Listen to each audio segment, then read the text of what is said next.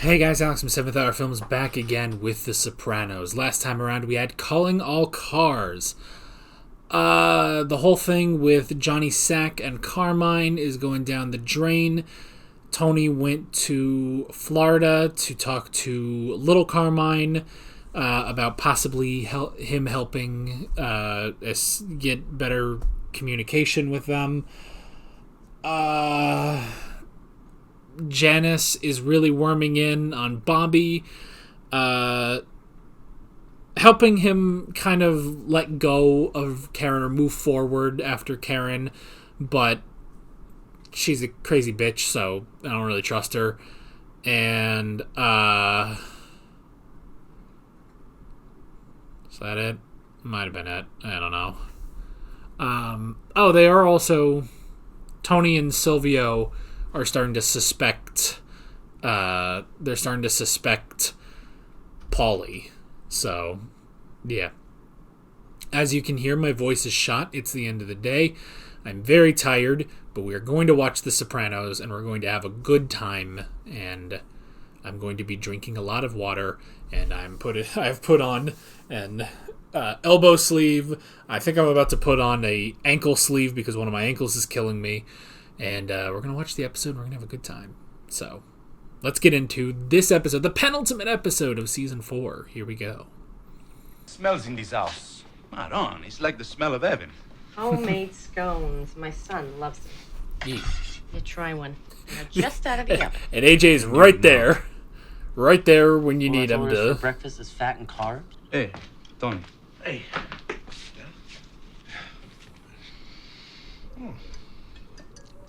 Hey, don't mind if I do. She can take one bite. AJ, your father's leaving. I know it's short notice, but the deal came through. You got a view suite, first class plane tickets. Hey, ask me a favor. Yeah. We could go to a place. What? I don't know. Come with all the shit that's been going on. I mean, the horse and all. Oh, I know you need The horse.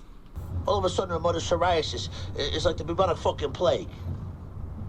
This is not the right guy to be telling this. I know she's my wife and the mother of my children and all. But let me tell you something. She can be a moody bitch. Hold it in, Furio. I tell you, though, when I first met him, decisive as he is, I would have been proud to call him my own son. Damn. Maybe there's a compromise here, then. The old man's got There's always a some shit to compromise. kick. I've been close with Tony for a lot of years.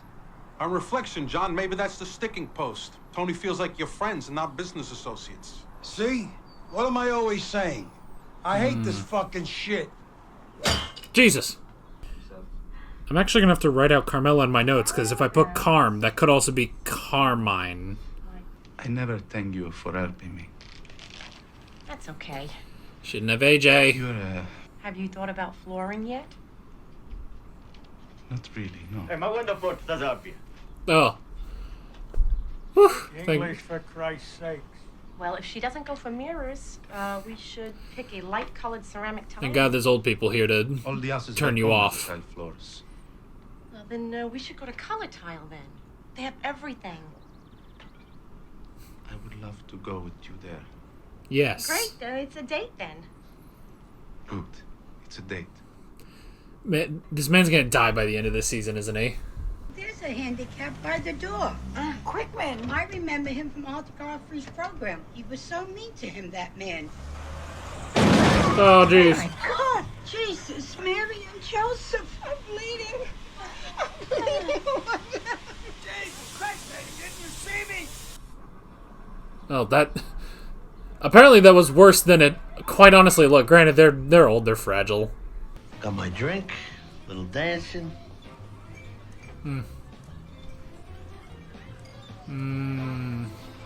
want to go upstairs? No. That's okay. Oh, man, he's got like a good stare of hatred. You shouldn't be behind the wheel at your age. I've been driving since I was a young girl. Horse and buggies don't count. Paulie, we have tickets to the producers. Don't worry about it. I'll drive you girls. Paulie's a good boy. You've seen the apartment before? I teach school out in Akron, and I couldn't get here till now. We figured she's only a sophomore. Why does she need an apartment already? But with those seniors... Oh, Meadow's moving getting out an apartment. midterm, All right. we said a Hail Mary. Hi. Mwah. Mom, remember Alex? Of course, hi. Sup, Alex? What's the matter? Finn? I thought things were going well with you two. They are. I don't know. I keep waiting for him to say he loves me, and he hasn't. God, a lot of things have happened to you while you were off screen. Some men have to move at their own pace, Med. He was asking if the chopper's available. About 15K between the five of them. I know. There's a lot of Radio. A lot of drama going into this chopper. Good news, gentlemen. We're getting a chopper.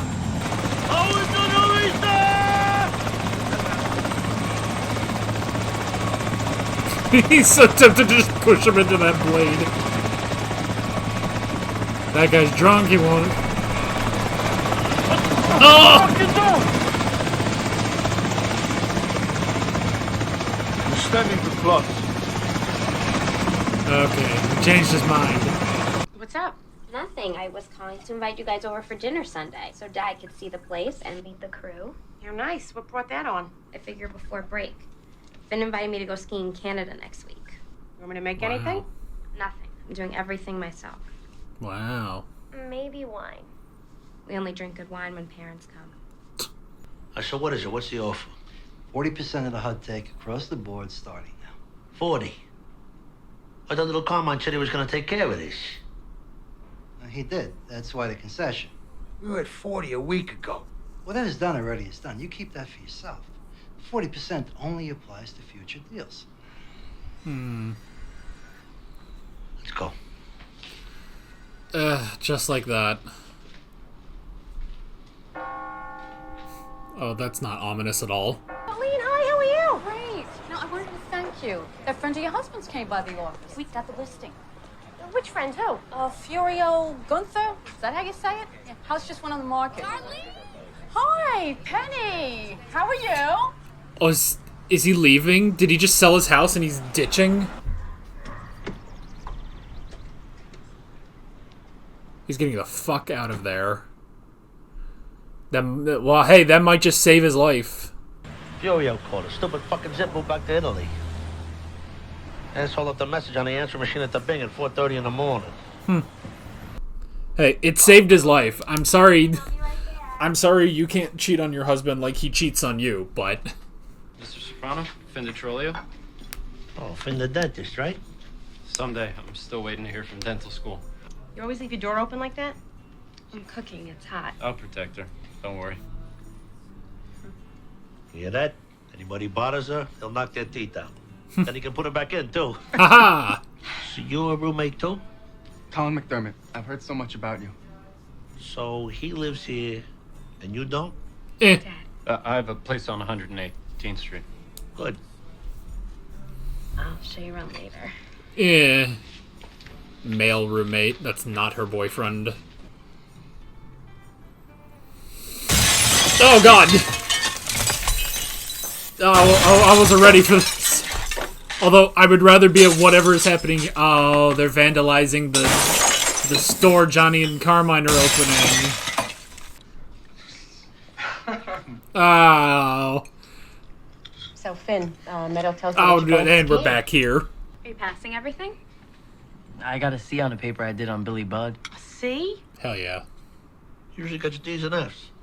Hell yeah. Are you okay? He worked so hard on it. Why only a C? I don't know. Well, just because he worked hard doesn't mean it was Did you good. like Billy Budd? That was written when? The 19th century? Yeah, I didn't even know they had back then. AJ. No offense. I'm not gay. You're not? No. Eh, I read where they found gay cave drawings in Africa. you living with a straight man? Shut up. This stuff is pervading our educational system. Not to mention movies, TV shows. Not to mention ducks. But Billy Budd is the story of an innocent sailor being picked on by an evil boss. Who's picking on him out of self-loathing caused by homosexual feelings in a military context. Oh, please. Actually, Mrs. Soprano, there is a passage in the book where Melville compares Billy to a nude statue of Adam before the fall. Really? Thought you read it. Does that make it gay? Leslie Fiedler has written extensively on gay themes in literature since the early 60s. Billy Budd in particular. Well, she doesn't know what she's talking about. Damn. She's a he mother, and he's lectured at Columbia, as a matter of fact. Well, maybe he's gay. You ever thought of that? He could be. I don't know. I can't believe Tony's not causing problems here. What kind of world do we live in? I think certain people starting to wonder where your heart is. People who? Tony? Yes. What the fuck's that supposed to mean? Right there. Your attitude lately. Once inside, I'm supposed to skip down the street? It's your fault anyway. All this shit started with that Russian prick when I had to go pick up your $5,000. You know, things might be a little different, Paulie. You could accept some responsibility for a change. Damn. You're a wormy cocksucker, you know that? No! I'm just telling you how you're being fucking perceived. Just worry about how you're fucking perceived. Nobody knows what the future holds, my friend. Oh my god. So this is a valley for these two as well. I haven't wanted to do this, but it's gotta be. Call the union. Call the banners. We're going to war. I know I sound foolish. No, you don't, honey. I mean, you do, but you I don't. ran into Darlene.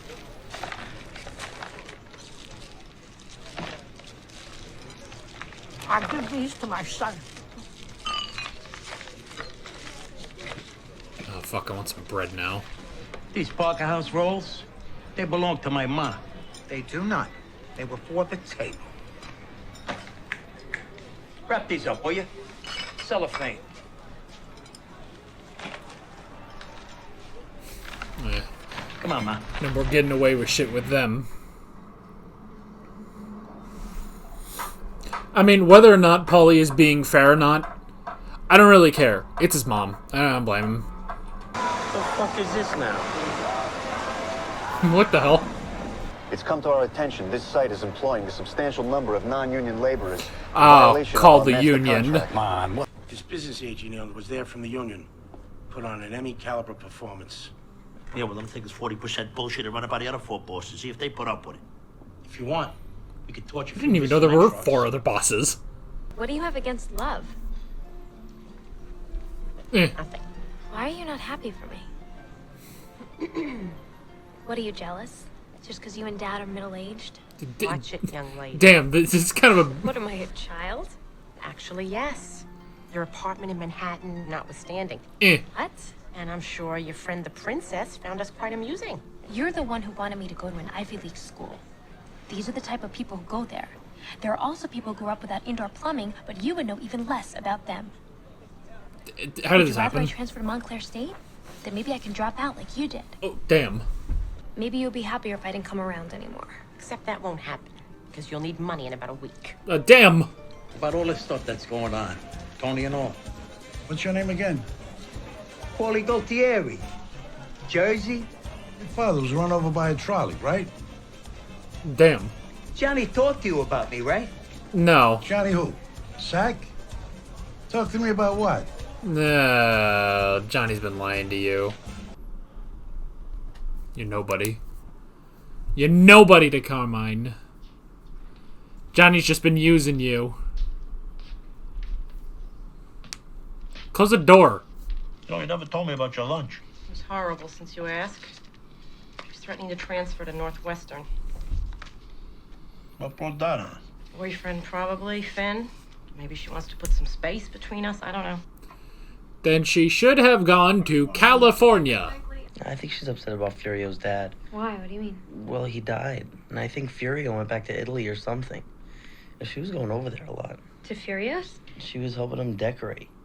And she made me go, too. It was really a pain in the ass. She took you there? More than once? I don't know. A couple, 3 times. Yeah, she's about to put stuff together. Oh, dude.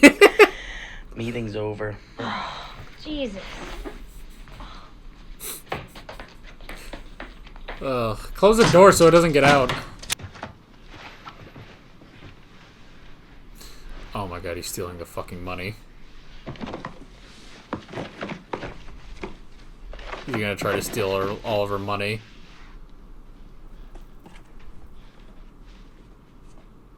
Oh, Paulie, you're in trouble. You know me since I'm a kid. Help! What are you doing? Oh, shit.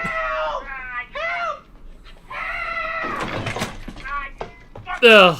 You're always a little bastard! Oh, shit. Get up with that fucking mop! You just gonna kill this old lady? Alright, I retract what I said about Paulie taking care of his mom. Oh yeah, that'll help.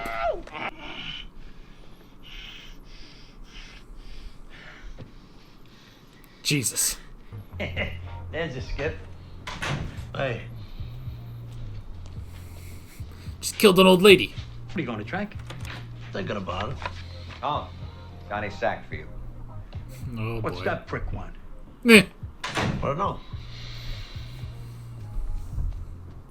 He just got in better favor with the boss. Maybe. She loves you, Meadow. You know that, don't you? I know. Come here. It's amazing how Tony and Meadow have been like good all episode. We talked about this in counseling, me and her. You guys went to counseling? Yeah. It's part of the therapy for the panic attacks and all. You were in therapy? You knew that, didn't you? Oh, my God. You On just some found level, out? She may feel... It's probably the beginning of menopause, like you said. All right, you go have a good time. Yeah, she put it all together. You're preaching to the choir, Tony. You don't even want to hear how many of his decisions end up lightening my pockets.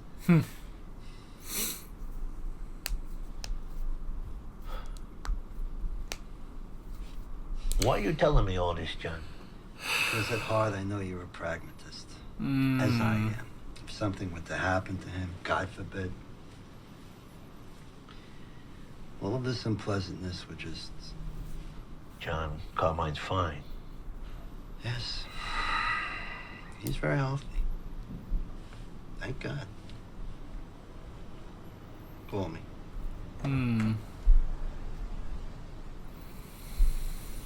Huh. Holy shit. Eh. She's becoming a wonderful woman, Carm. Smart, beautiful, independent woman that you created. You molded what you something dreamed incredible. But it ain't you.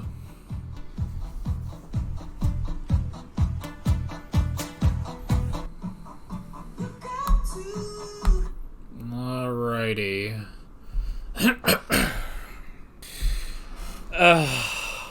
That's an interesting thing. I guess at the core of this whole romance with Furio, I guess it's Carmela's regrets in life. Now she has another regret, not being with Furio. This was about Carmela's regrets the whole time.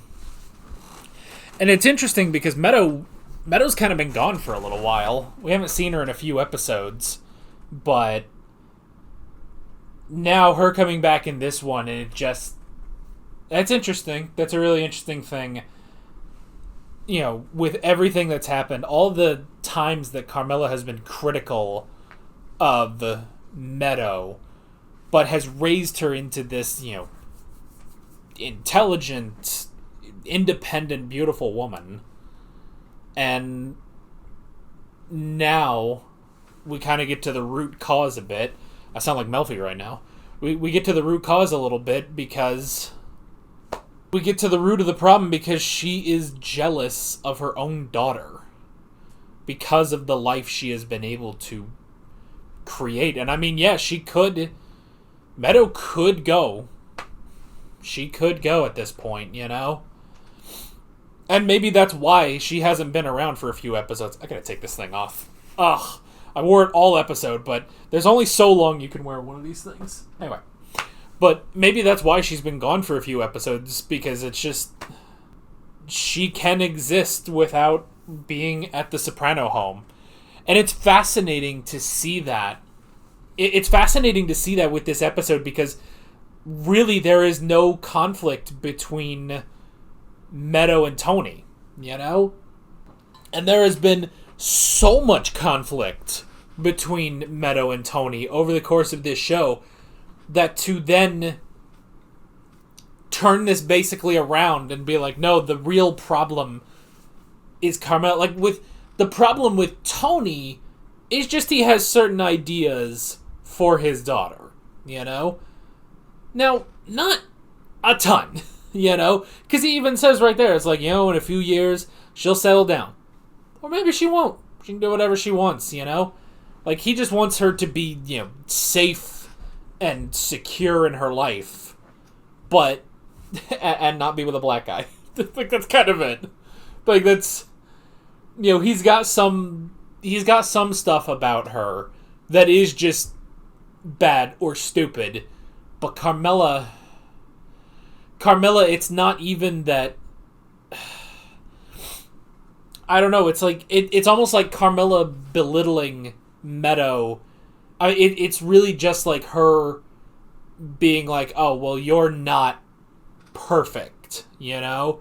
You're not perfect. You do need some of this stuff." I mean, her even saying like, "Oh, you won't, you know, you'll be back to our house in a week when you need money." She's putting her down because she cannot admit that she is that incredible, you know? Her own daughter. And that's fucked up. It's incredibly fucked up.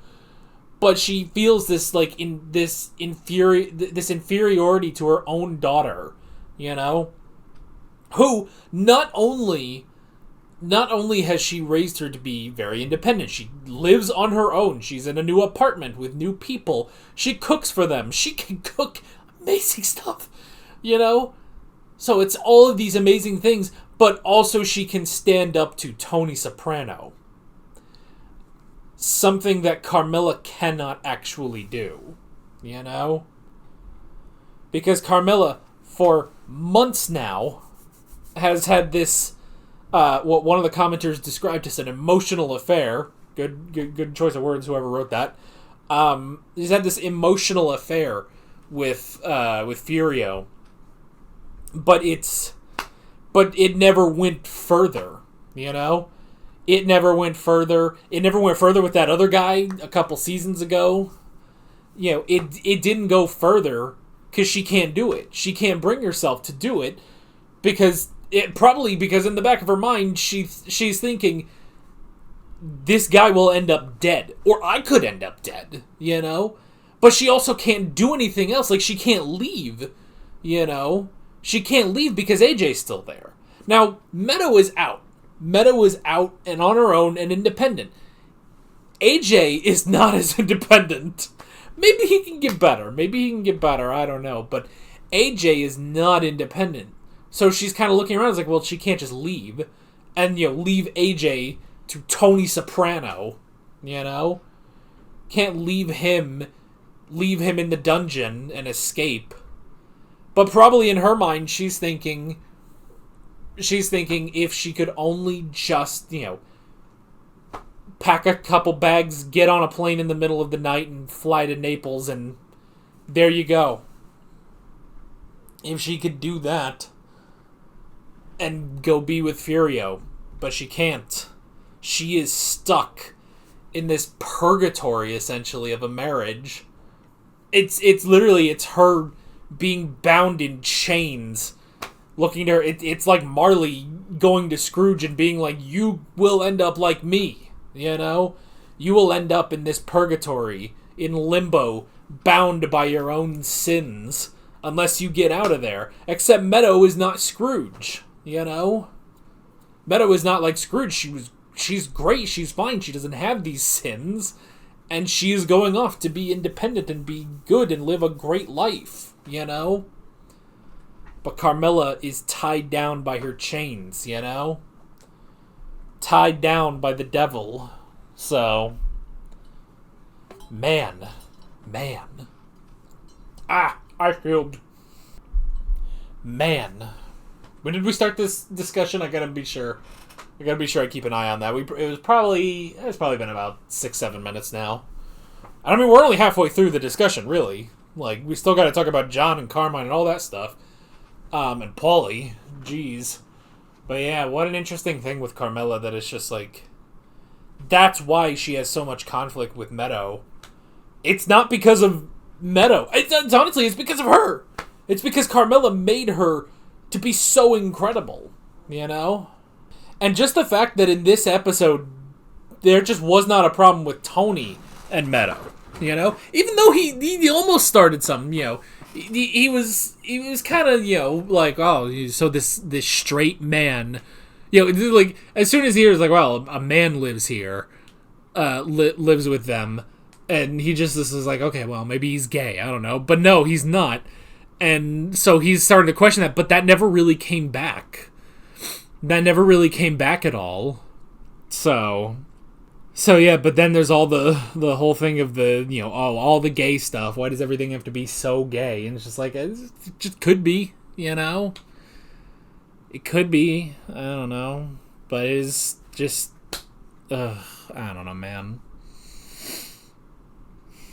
But she has her own inferiority complex. And that's why, you know, when this whole thing comes up about, you know, this book, and it's just like, no, because it challenges what she believes. It's just about a book, you know?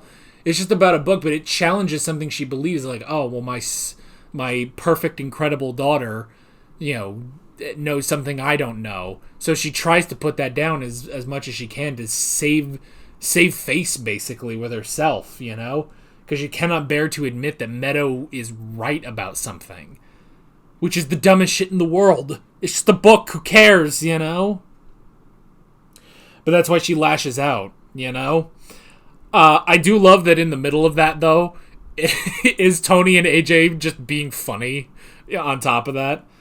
I don't even remember what the thing was, but it's like, oh yeah, there was this thing in the book that references this, and AJ's like, that was in the book?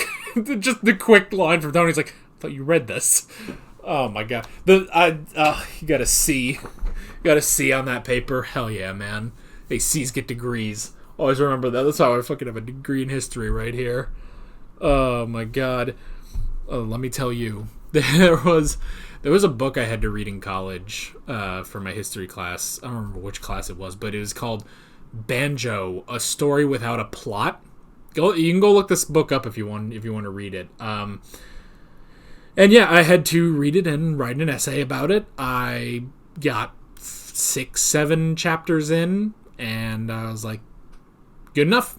And I wrote a paper, and I got a C in that class, and I got the degree. So, but I don't have a degree in something that's like important. Yeah, I have a degree. I mean, history is important, but it's not like C's get degrees and then I became a doctor. Like, no, it's nothing like in terms of like well-being, you know? Like, history is important, don't get me wrong, but hey, man. And even Tony was like, hey, you used to get D's and F's, so C is an improvement, you know? Another thing, I'm glad I brought this up, because Carmela said, like, oh, after all that hard work he did, he just got a C. And it's like, well, but that's a I don't know, I guess a fallacy. That's a not a good way of looking at it, because, like, yes, he worked really hard on that. That doesn't mean it's perfect, you know? You can work hard on a lot of stuff. I've worked hard on this channel. Look where we are. We got a decent audience, and I've made some money off of this, and we've had a good time overall.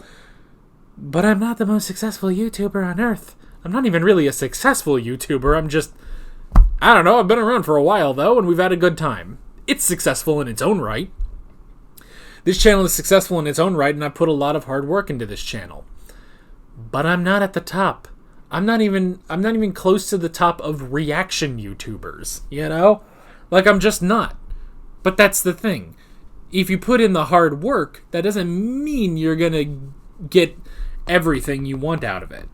It does mean you put in hard work. You really damn tried. But that also feeds into Carmela, who has put in the hard work to become that, self-sufficient, independent woman, who is a force to be reckoned with, a, incredible, intelligent, independent, self-made person. And yet, she is not. Now, she put in the hard work to make that for Meadow, and the results are there. Meadow is great, But that's the thing, is even if you put in all that hard work, that doesn't mean the results are going to be good, And so, so it's fascinating that she says that, because it's like, she has put in all this work, but what does she have to show for it? That she is the stay-at-home wife of Tony Soprano.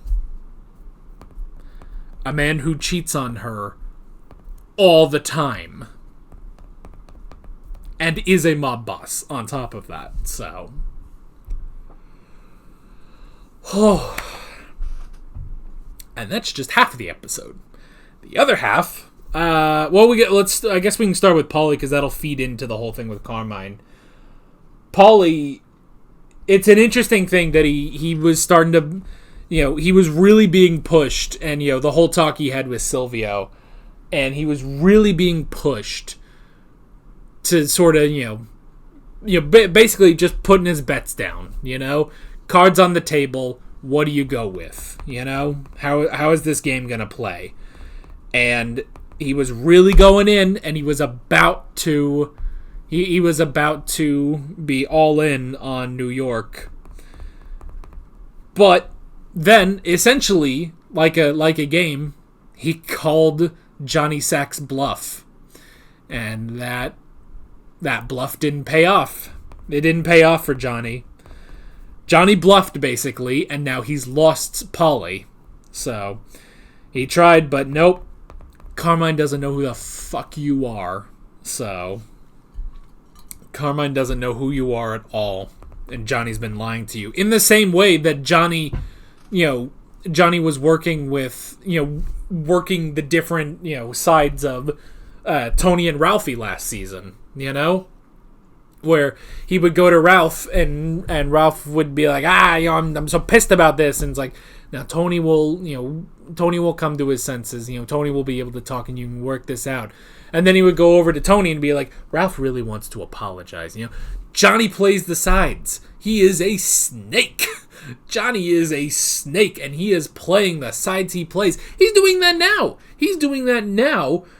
Because he's sort of playing both sides. Do you go with Tony or do you go with Carmine? Carmine's an old fucking man, Tony? Maybe it's time. Maybe it's time for a regime change in New York. We had the recent regime change in Jersey. We had the former boss. Then we had Jackie Aprile. Then we had Corrado. Now we have Tony. Technically, we still have Corrado, but mainly Tony, and that's the thing, So now it's like, well, maybe it's time for a shakeup in New York. Carmine won't budge on this. Tony won't budge on this, but which horse is gonna last longer? Which horse is gonna last longer? But, if anything, it's not even a which horse is going to last longer, it's which horse is going to keep Johnny in power, Which of these horses will keep Johnny in power, and in fact, which of these horses is going to get Johnny more power? Johnny's a fucking snake. Johnny is absolutely a snake, and he's trying. He claws every little advantage he had. That's why he lied to Ralphie, that's why he lied to Paulie. Now he's working Tony. Now he's working Tony because he's thinking, if I can get the support of New Jersey, if I can get Tony's support and Jersey's support, I can take out Carmine, and then I am head of New York. Johnny's a fucking snake. Johnny is a snake. Now, whether or not Tony falls for the snakeage, the snakeage, I guess is a new word I coined, whether or not he falls for the snakeage, we'll have to see. Paulie has already fallen for it, and now he's got to make up for it. Now he's got to get back in the good graces of Tony. You know, quell any doubt that Tony and Silvio have, you know? And he did that by murdering an old lady and robbing all of her money. Which I guess she doesn't need anymore. But you didn't have to kill her. You didn't have to kill her. But he did. And I've said, while he's trying to help his mom, even if maybe he's being unfair to them, or maybe they're rightfully being unfair to her or whatever, it's like, well, but it's his mother, so it's just like I can't really fault him for that. Now that directly ends at murdering innocent old woman, so that's kind of out the window now. Now Paulie's just losing it, so. But he fell for the snake. And he's got to get that venom out as fast as he possibly can. I don't know how that analogy fits into murdering an old lady in her home, but here we are. What a great episode. I have to say, this is probably like the best episode we've had all season. And the rest of the season was good. I was just like, what are we doing? For a long time, it's just like, what are we doing? But definitely, I see now what we were doing is building up all of this, Johnny Sack, Carmine, New York business. Like, just this continuing friction with New York until eventually this seems to be heading to a boiling point.